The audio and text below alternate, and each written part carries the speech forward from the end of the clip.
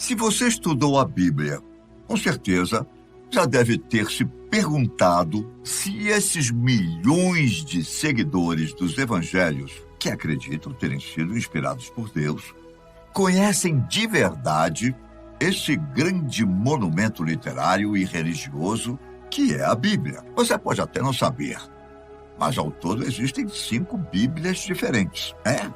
A judaica, a hebraica, a católica, a ortodoxa e a protestante. A católica, por exemplo, tem vários livros do Antigo Testamento que não figuram na judaica, que não os consideram autênticos. Entre eles, o Cântico dos Cânticos, considerado um livro erótico e até possivelmente escrito por uma mulher.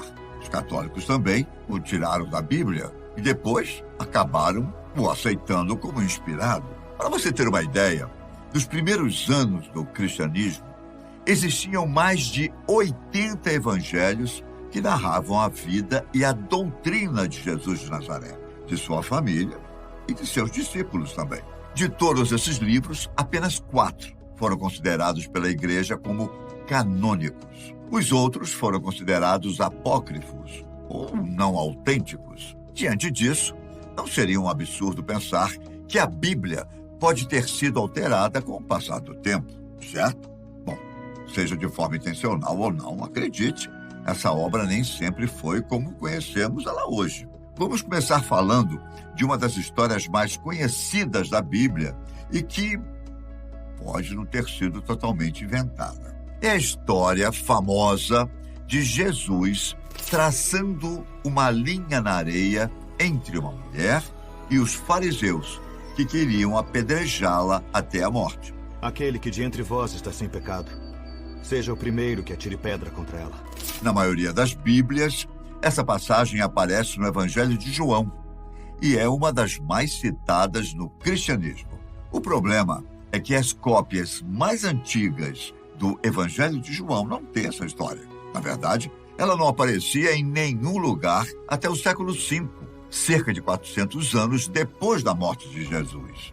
O primeiro texto a incluí-la é uma antiga tradução grega e latina dos evangelhos, chamada Codex Beze. Essa obra é notória por ter esse estranho detalhe extra que não aparece em nenhum outro lugar. E essa história em particular é redigida de uma forma que alguns estudiosos da Bíblia dizem que não parece ter sido escrita pela mesma pessoa que escreveu o restante do livro de João. Muitas pessoas ainda argumentam que é uma história verdadeira, principalmente porque parece o tipo de coisa que Jesus faria. Porém, há muitas razões para acreditar que a famosa citação não é realmente a palavra de Jesus. De qualquer forma, convenhamos que não é uma passagem que foi inventada para prejudicar alguém.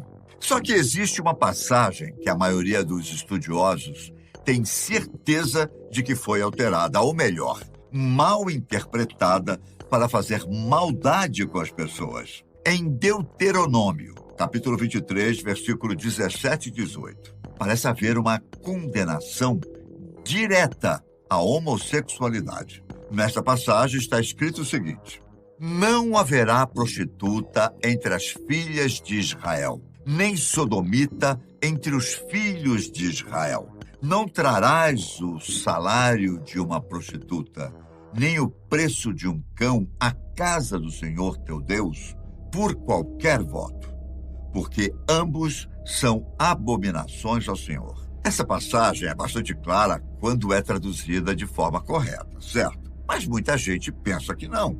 A palavra sodomita aqui realmente não parece se encaixar no contexto, e há uma razão para isso. A palavra original tem um significado mais próximo de prostituto e não tem nenhuma conexão com a homossexualidade. No hebraico original, todo o versículo parece ser uma condenação da prostituição para ambos os sexos, em vez de ser especificamente um ataque aos homossexuais masculinos. Dizem que quando a Bíblia foi traduzida, decidiram mudar o sentido justamente para condenar a homossexualidade.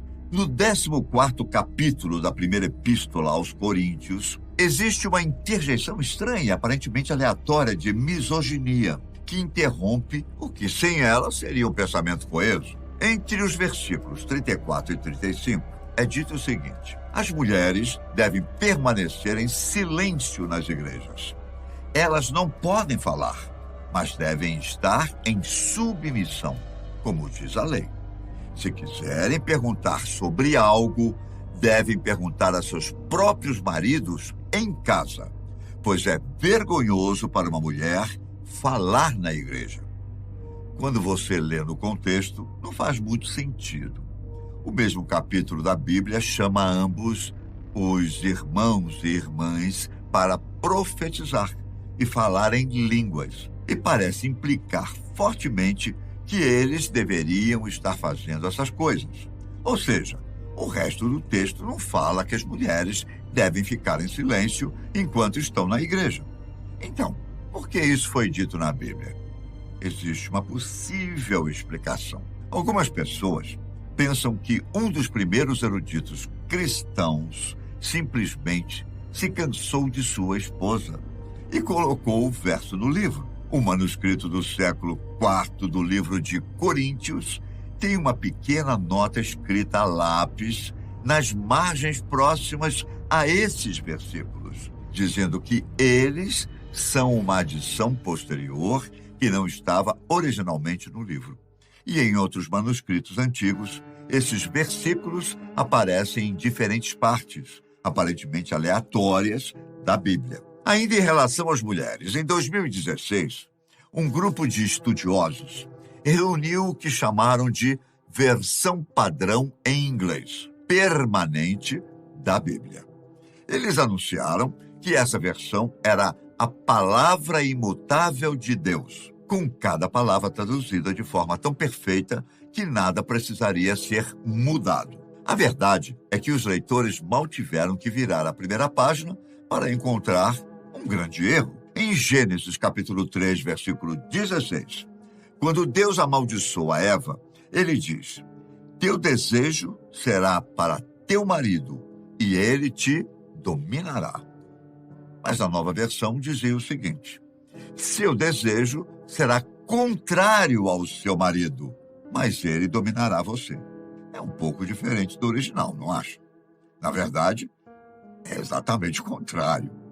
Essa versão sugere que Deus amaldiçoou as mulheres a terem casamentos horríveis por toda a eternidade, constantemente tendo todos os seus desejos esmagados por um marido que não compartilha nenhum dos seus interesses. Os tradutores mantiveram sua decisão, apesar da desaprovação de muita gente, inclusive estudiosos e teólogos. Basicamente, a tradução diz às mulheres de todo mundo que elas não devem esperar ter casamentos felizes e que devem se contentar com homens que acabam com todos os seus sonhos.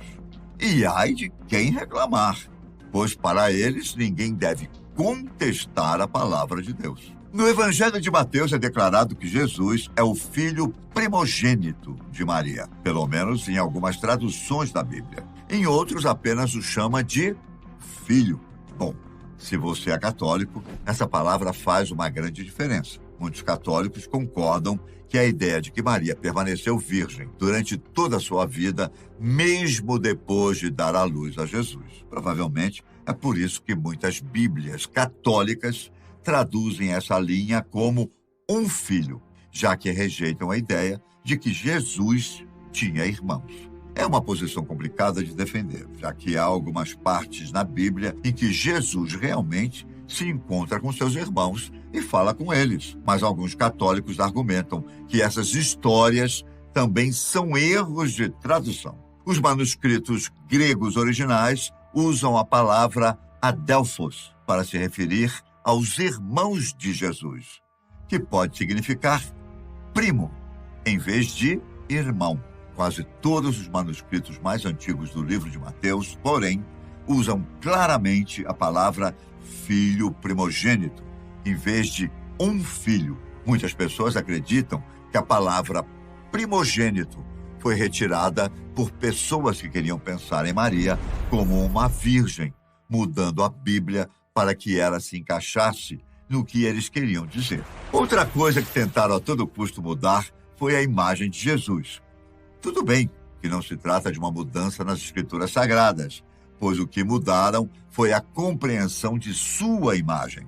A imagem mais comum hoje é de um Jesus Cristo branco, de olhos azuis, mesmo que todas as evidências históricas apontam o contrário. A ideia de um Cristo de pele branca é relativamente nova e evoluiu em resposta a pressões políticas e sociais. Vários retratos artísticos influentes de um Jesus branco ajudaram a espalhar essa ideia, que de fato se tornou a mais aceita e usada em todo o mundo. Embora teólogos e historiadores ainda debatam sobre essa questão, alguns cientistas chegaram a uma resposta mais precisa.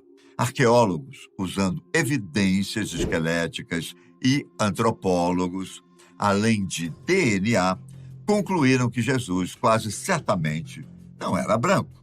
Só que ele também não era negro. A realidade provavelmente está no meio.